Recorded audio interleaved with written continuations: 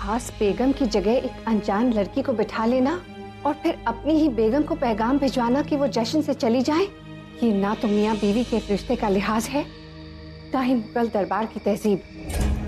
अम्मी जान, आपको ऐसा क्यों लगता है कि हमने जो कुछ भी किया बेवजह किया? हमने जो कुछ भी किया उसके पीछे एक खास वजह है। और बताओ शहंशाह, हम नहीं समझते कि हम जो भी फैसला लें उस बात की सफाई आपको दें। मगर वजह क्या है? अम्मी जान, ये एक बीवी और एक शौहर का मामला है, हम इसे वहीं तक सीमित रखना चाहते हैं। हम मानते हैं कि मियाँ बीवी के बीच की बात उन दोनों तक ही रहनी चाहिए। दोनों के बीच की खलिश दरबार में सबके सामने दिखाना ठीक नहीं था। दरबार की एक तहजीब होती है, कल की आई हुई औरत के लिए जोधा बेगम को सरेआम शर्मिंदा करना जायज नहीं था। कहीं तुम दोनों के बीच ऐसे कोई गलतफहमी तो नहीं हो गई? अम्मी जान, जो कुछ भी हुआ वो हम आपको बता नहीं सकते हैं, लेकिन इतना जरूर बताना चाहेंगे कि इस बार गलती हमारी नहीं थी। देखिए, आप सबकी ख्वाहिश थी रामतोनी साहब की मौसीकी सुनने की, अब वो पूरी हो गई। रात बहुत हो गई, आप सो जाइए। या मेरे परवरदिगार, बार बार ऐसा क्यों होता है? इन दोनों की दूरियां कम होते होते अचानक फिर बढ़ जाती है। पूरा एपिसोड देखिए ZEE5 पर।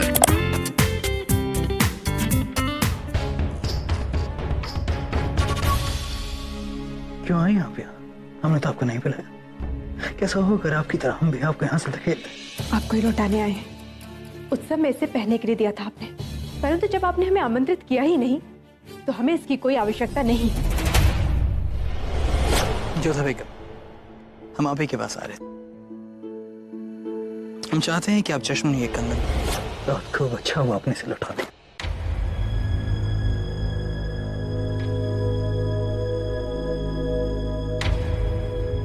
सुभान अल्लाह, बहुत खूबसूरत लग रही हैं आप।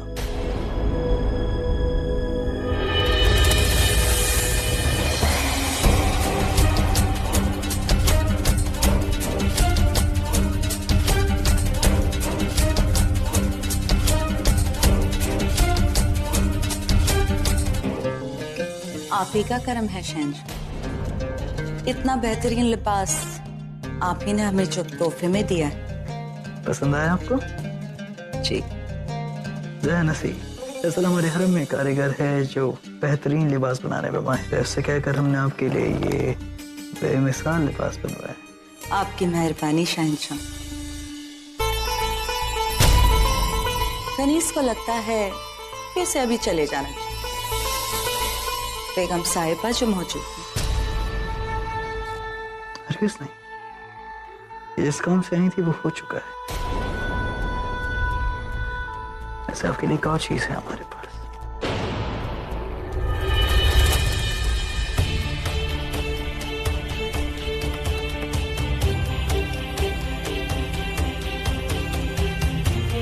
पसंद है? बेशक, बहुत खूबसूरत बाजूबंद है। यकीनन, पर हमें लगता है कि ये बाजू से ज्यादा कहीं और बेहतर खिले।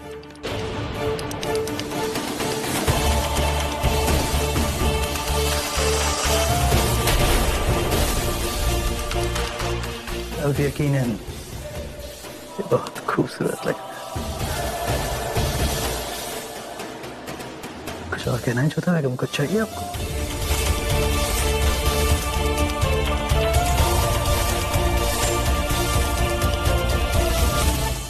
लगता है आपकी सबसे चहेती बेगम है।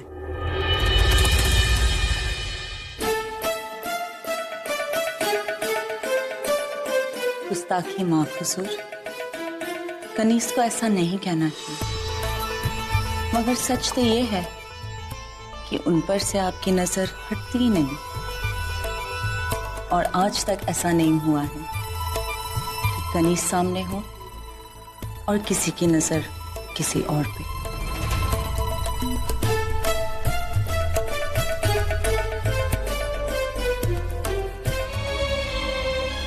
शहंशाह का हुक्म है बेगम जोधा कि आप इस महफिल से चली जाएं।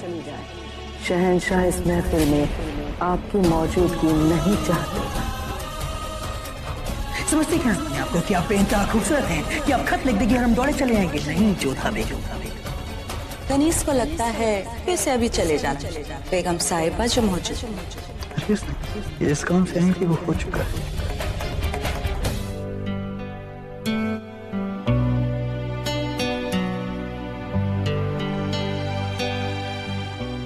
जोधा, इतनी ठंड है, मुझे वहाँ कमरे में ठंडी लग रही है और तुम इतनी हवा में यहाँ झरोके पे खड़ी हो। लो पहन लो इसे, नहीं तो ठंड लग जाएगी। नहीं चाहिए हमें। क्रोध की अग्नि इतनी तीव्र है कि हमारा रोम रोम चल रहा है।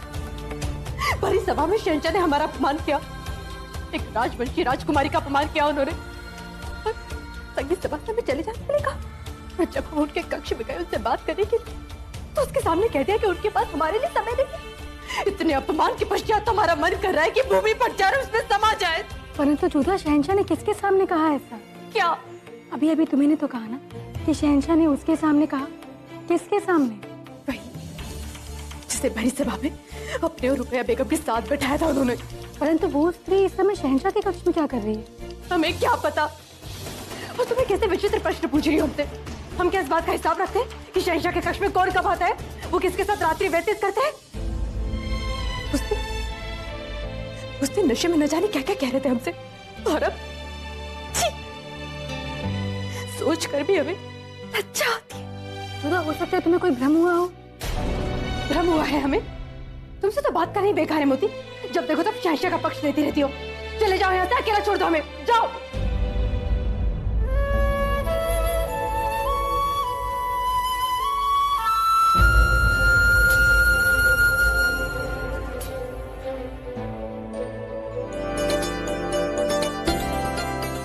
प्रणाम। धन्य हो गए हम आज। इस आरती में आज हमें आपकी संगति मिली। हम नहीं गाते तब भी आप बहुत अच्छा गा रहे थे। बस तनिक सुर और ताल में अभ्यास की आवश्यकता है। हमें लगता है कि आपने विधिवत संगीत की शिक्षा ली। जी, संगीताचार्य महाबल जी। उत्तम, अति उत्तम। इतने श्रेष्ठ गुरु से आपने संगीत की शिक्षा ली है। आपको तो अपने संगीत को सहेजना चाहिए, अभ्यास मत छोड़िएगा। जी, हम प्रयास करेंगे। वैसे आप हमारे आदर्श हैं और आज आपके साथ गाकर हमें बहुत ही आनंद अनुभव हुआ। आनंद तो हमें हो कि अब तक आपने हमारी संस्कृति को बचा कर रखा। आज हम यहाँ से जा रहे थे तो सोचा मंदिर में माता के दर्शन कर लें और हमारा सौभाग्य आपके दर्शन भी हो। सौभाग्य तो हमारा होगा जो फिर कभी आपके संगीत सुनने का अवसर हमें मिलेगा। आशा करते हैं आप आगरा फिर से आएंगे। एक बात स्पष्ट कहें आपसे आमिर कुमारी, दोबारा आगरा आकर अपने संगीत की प्रस्तुति देने में हमें कोई रुचि नहीं। हम यहाँ केवल अपने राजा के आग्रह पर आए थे, अन्यथा हमारा स्वाभिमान हमें मुगलों के बीच आकर अपने संगीत की प्रस्तुति देने की आज्ञा नहीं देता। आचार्य जी, संगीत की कोई सीमा नहीं होती और कोई बंधन भी नहीं होना चाहिए। आमेर हो, रीवा हो या आगरा, हम अम्बे मां से प्रार्थना करते हैं कि आपके संगीत का यश पूरे भारतवर्ष में फैले। आशा है कि आपके संगीत को सुनने का अवसर हमें फिर से मिलेगा।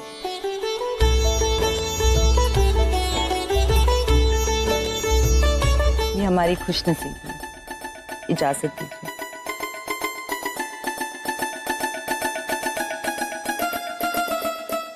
अपने गरीब खाने में कनीज आपका इंतजार करिए।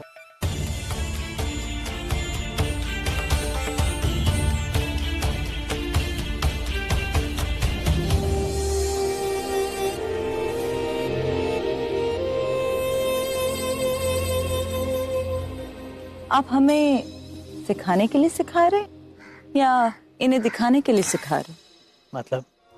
मतलब इन्हें जाते देखकर आप जैसे हमें भूल ही गए। ऐसा नहीं है, तुम्हें शमशीर चलाते हुए देखा तो लगा कि तुम्हें सिखाने की जरूरत नहीं है। जैसा तुमने कहा, तुम्हारी नजर ही काफी है।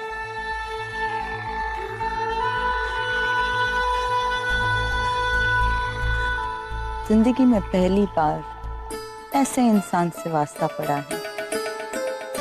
लोगों की नजर हमसे हटती नहीं और इनकी हम पर टिकती नहीं। आज हम सब यहाँ मौजूद हैं। रामतनु साहब की रुखसती से पहले हरम की तमाम औरतें इन्हें तोहफे देना चाहती हैं। अशरफियां और तमाम जेवरातों से इनके खजाने भर दिए जाएं।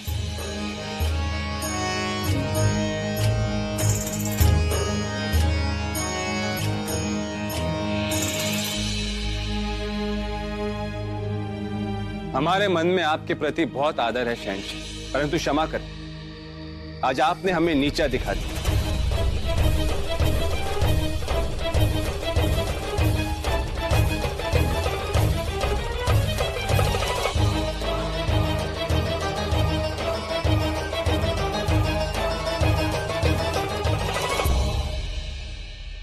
ये सिक्का हमें कौन सा नया राग सिखा सकता है शहंशाह? और ये गहने कौन सी नई ताल?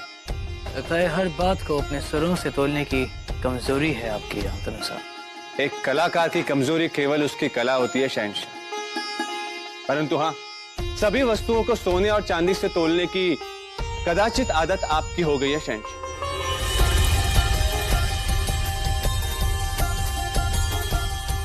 क्षमा चाहते शहंशाह, हम ये भेंट स्वीकार नहीं कर सकते। हमें भान था कि उन्हें हमारी भेंट अवश्य पसंद आएगी। किसी भी संगीत के पुजारी को यदि संगीत से जुड़ी हुई चीज दी जाए तो वो अवश्य पसंद करेगा।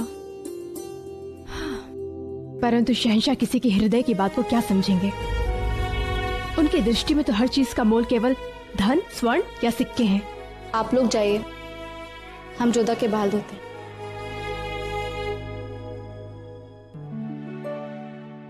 हम जानते हैं कि तुमने शेष दासियों को बाहर क्यों भेजा है। कहो, क्या बात है? जोधा, अगर शहंशाह धन और सिक्कों की भाषा समझते तो आपके जन्मदिन पर आपको कान्हा की बांसुरी और मयूर पंख भेंट में नहीं देते। ये सोचना अनुचित होगा कि वो हृदय की भाषा नहीं समझते। यदि हृदय है भी तो भी केवल उसमें कुटिलता ही भरी हुई है। जैसे उस बेनजीर को न केवल अपने पास बैठाया बल्कि हमारे वस्त्र भी दे दिए उसे पहनने के लिए। यदि आपसे पूछते तो क्या आप अपने वस्त्र बेनजीर को देती? नहीं ना। मोती, तुम हमारी सखी हो या शहंशाह की दासी? जब देखो तब उनका पक्ष लेती रहती हो। जानती हो ना वो हमारे साथ कैसा व्यवहार कर रहे हैं, तब भी तुम उनकी सराहना कर रही हो। अच्छा, आप ये बताइए कि आप शहंशाह से क्रोधित हैं या बेनजीर से?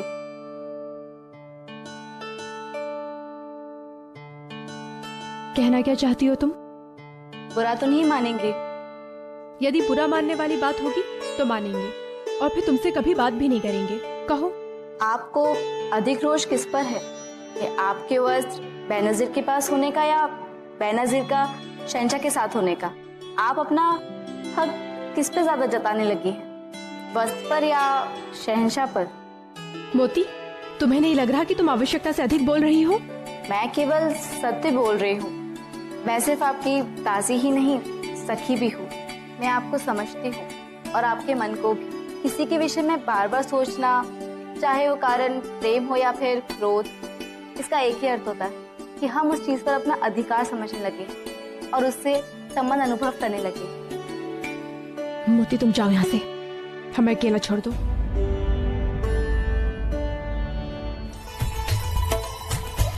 आदाब बेगम साहिबा।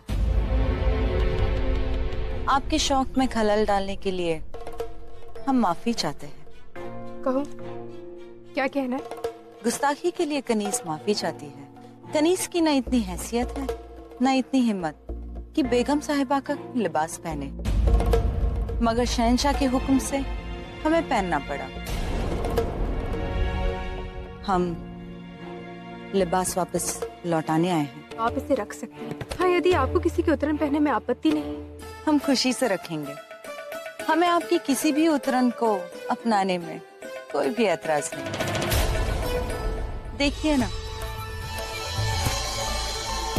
ये भी आप ही का तो उत्तरण है, मगर लगता है कि कहीं ये बात आपको तकलीफ ना देती। हमारा कहने का ये मतलब है कि शहंशाह ने आपको तोहफा दिया और मुगल सल्तनत के शहंशाह है वो, खुश होकर किसी भी दासी को कुछ भी दे सकते हैं। वो तो है, मगर बांदी को अगर बेगम की जगह बिठा लिया जाए तो शायद इस बात से बेगम साहिबा को बुरा तो लग सकता है। शायद इस बात से आप दोनों के बीच कुछ। हमारे बीच जो हुआ वो पति पत्नी की मध्य की बात है, उसमें हम किसी को भी आने की अनुमति नहीं देते। ये क्या कह रही हैं आप बेगम साहिबा? आपको लगता है हम आप दोनों के बीच में आ गए हैं? नहीं बेगम साहिबा, मगर हमें लगता है कि शहंशाह हमें अपने पास ला रहे हैं।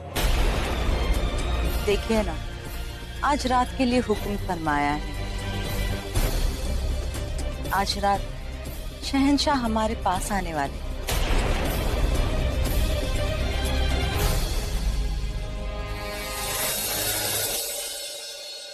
ये कबूतर देख रही हैं आप?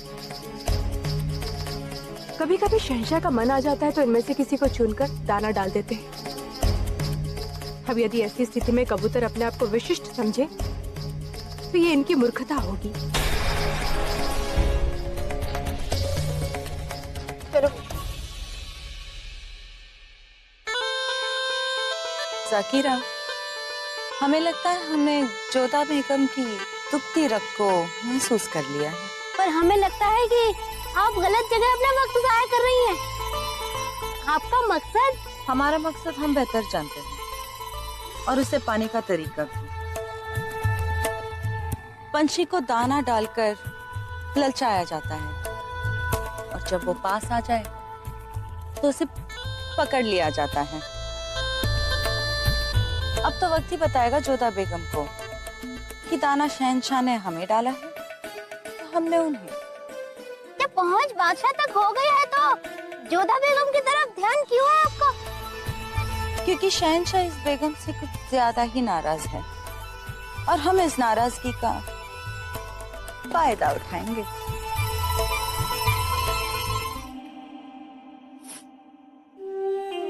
एक तवील अरसा गुजरा है आता।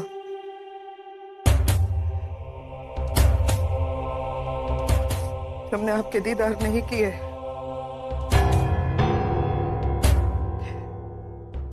या आप एक माँ की बदकिस्मती कह सकते हैं कि उसी के कहने पर आज उसका बेटा कैद खाने में कोड़े खा रहा है। हमें माफ कीजिए आदम। आप यही सोच रहे होंगे ना कि आपकी अम्मी को आपकी याद नहीं आती, तो ऐसा नहीं है। हम आपको बहुत याद कर रहे हैं, रोज याद करते हैं।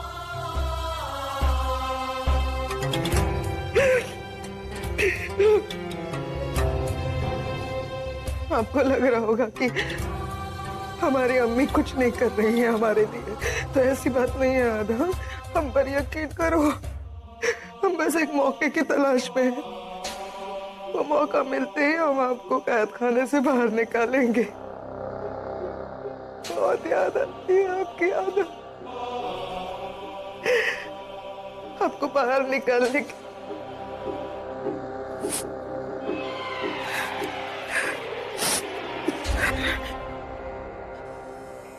अस्सलाम वालेकुम जनाब।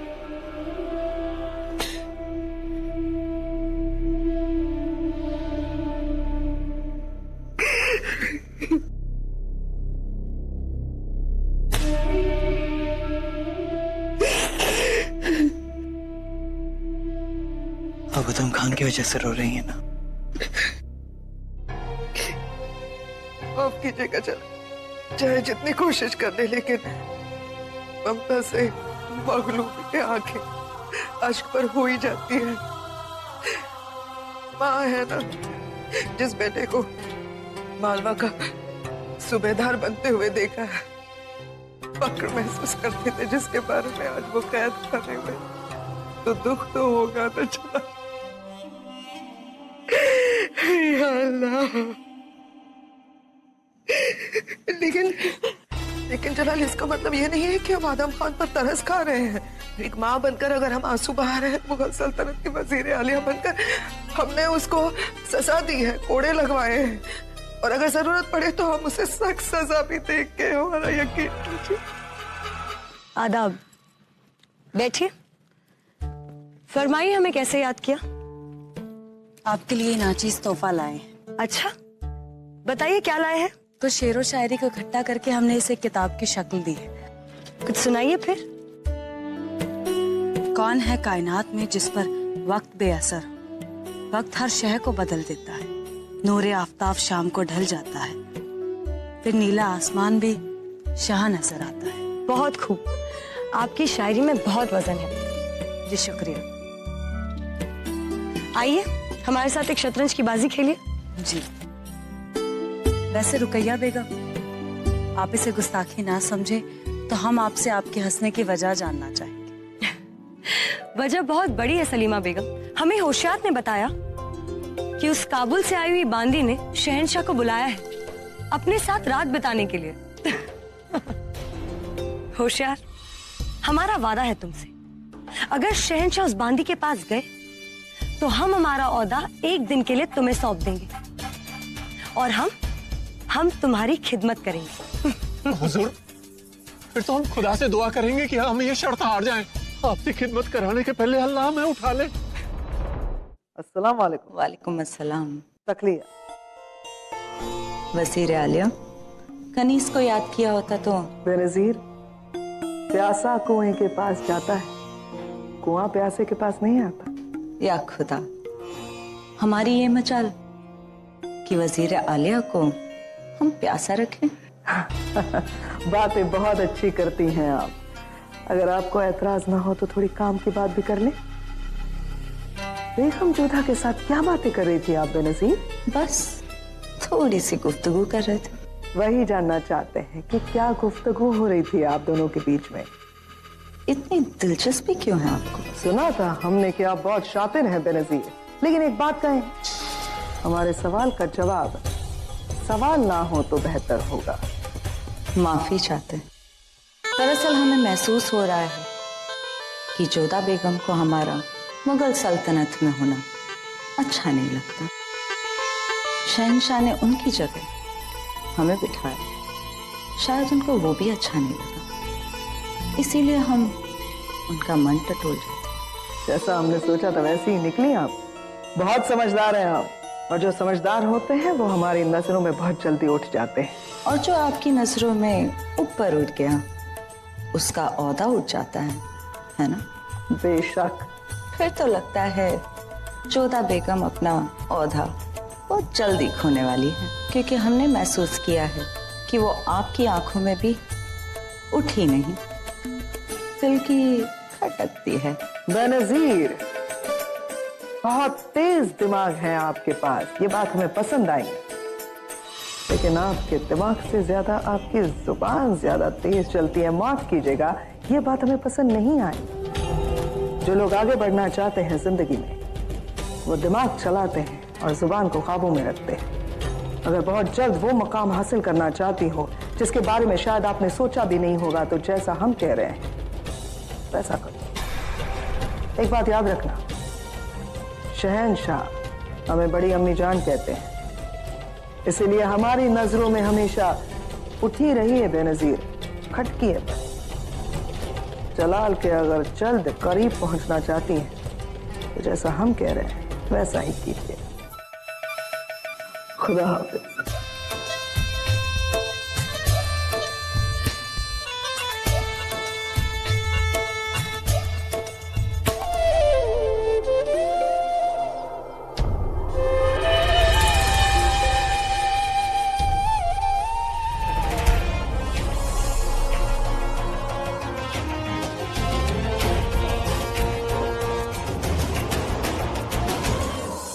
आदाब शहंशाह।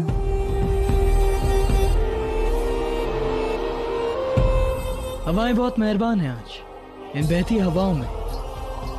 आपकी उड़ती हुई जुल्फें बहुत खूबसूरत लग रही। बहुत खूब। हमारे कंधे पर रखकर निशाना कहीं और लगा रहे हैं शहंशाह। जोधा बेगम की वजह से एक बार फिर से शहंशाह की नजर हमसे भटकी है। वैसे हम आपका इंतजार कर रहे थे। शहंशाह इंतजार कर रहे थे, इसके लिए कनीज माफी चाहती है। कोई बात नहीं, इंतजार के बाद मुलाकात का मजा ही कुछ और है।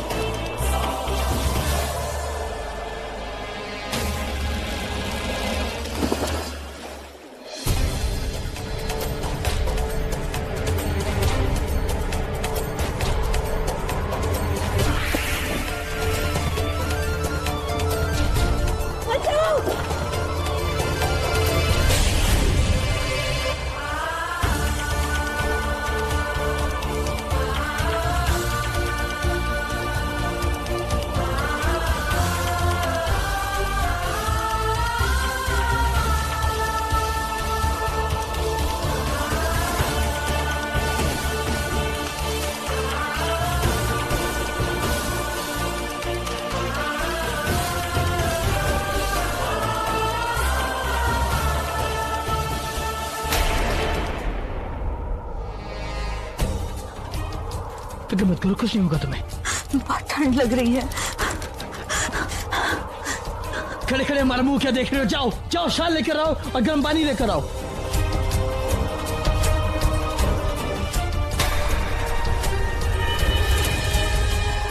तो इस तरह खड़े क्यों है? हमारी मदद करिए, इनके दूसरे हाथ को मलिए। आइए, लो जल्दी लाओ, जल्दी लाओ, रखो यहाँ पे।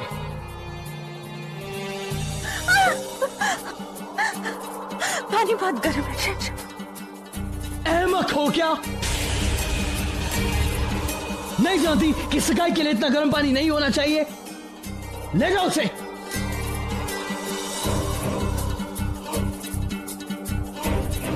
फिक्र मत करो, कुछ नहीं होगा तुम्हें, कुछ नहीं होगा।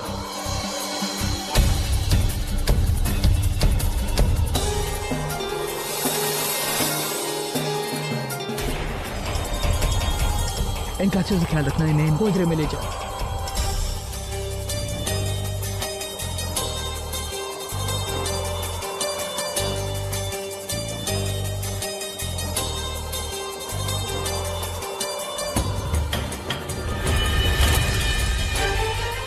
ये क्या कर रही हैं आप? बता रहे हैं आपको, ये पानी इतना भी गर्म नहीं है कि हाथ जल जाए। शहंशाह का ध्यान अपनी ओर खींचने के लिए उसने ऐसा किया। बहुत ही दूर थे ये बेनजीर। हमें पूरा विश्वास है कि उसे तैरना भी आता होगा, पर जानबूझकर उसने डूबने का नाटक किया। और नाटक कामयाब रहा। हमें बचाने के लिए बादशाह को आना ही पड़ा। मगर फायदा क्या हुआ? जो आप चाहती थी वो तो हुआ ही नहीं। जल्दबाजी में बात बिगड़ जाती है जाकिरा। एक ही बार में बादशाह को पूरी तरह पाने के लिए कामयाबी नहीं मिलती। सब्र करो, हम मंजिल की ओर बढ़ रहे हैं। बस एक और रात का इंतजार है। हमें इस बात से कोई समस्या नहीं कि शहंशाह अपनी कितनी रातें किसके साथ व्यतीत करते हैं। समस्या इस बात से कि ये तीसरी बार हुआ है जब उस बेनजीर के कारण हमारे और शहंशाह के मध्य दूरियां बढ़ी है। पहली बार रामतनु पांडे जी की सभा में उसके कारण हमें अपमानित होना पड़ा। दूसरी बार हमारे वस्त्र और हमारा बाजूबंद शहंशाह ने उसे दे दिया। और आज ये समझ नहीं आ रहा है कि बार बार वो हमारे मध्य में क्यों आ रही है। बार बार हमारे मकसद की रुकावट बन रही है जोधा बेगम। जब भी हम बादशाह के करीब जाना चाहते हैं, बीच में आ जाती है। मगर अगली बार हम कोशिश करेंगे, जब बादशाह से हमारी मुलाकात हो तो उनकी परछाई तक ना पड़े। लेकिन एक बात कहें? हाँ? पहली बार किसी औरत से हमें जलन हुई है। पूरा एपिसोड देखिए ZEE5 पर।